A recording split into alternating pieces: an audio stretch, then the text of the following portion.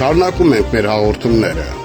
Այժմ ձեր ուշադրությանն ենք ներկայացնում Գյուլնար Ղարաբաղլու հայաստանյան իրողություններին նվիրված հաղորդաշարը։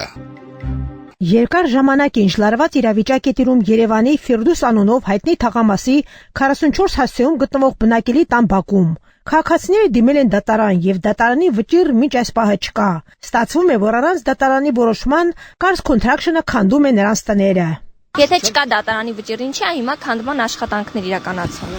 Այս սեփականության իրավունքով այս մարդը ասում է, որ պատկանում է։ Նորից եմ կրկնում, սա մեր սեփականությունն է։ Այստեղ որ հիմա մենք կանգնած ենք, դա մեր սեփական հողն է, ըստ վկայականի եւ բանի։ Հիմա մի վարքյան բանջան։ Մերն է։ Ձերը չի, որ այս կոնդակտ նոր ձերն է դառնում, ոնց որ որտեղ կոլիցա չէ ձեր դրած։ Հաշվարկես լավ է։ Հա, թող մնա մոտս, որտեղ Մարդիկ բողոքարկել են, դատարանը ընդունել է վարույթ եւ դրանով սահմանակապակվել է լրիվ։ Հիմա դատարանը վերջում կորոշի, ինչ կորոշի, ոնց կորոշի, դա ապագայի հարցն է։ Ուրեմն լսի, առաջինը քեզ կոռեկտ պայի։ Այդ որ ասում ես մարդը երազախափա է, տեսը, չի կարելի տես, չափերիդ մեջ մնա։ Մեկ ու երկրորդը, որ ասում ես մարդը երազատեսել դատի է տվել, մարդը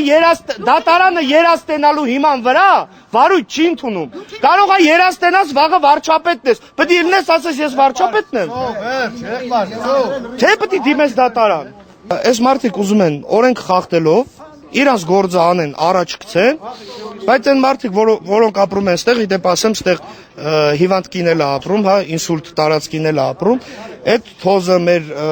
կարող եք տեսնել էլ նաև վիդեոներում, ամբողջը թոզ, ամբողջը, չգիտեմ, վիբրացիաներ, հա։ Ինչն են քանդել այսօր։ Այսօր քանդել են այս մարդկանց Պարիսպը, որ գտնվել է այնտեղ, այս ծառերն են կտրել եւ մենք կարողացանք հասնել այն պահին, երբ որ արդեն ուզում էին շարունակել քանդելը, չթողեցինք։ Քաղաքացիները բողոքում են, որ Հայաստանի իշխանությունները իրենց կյանքը վերածել են դժոխքի։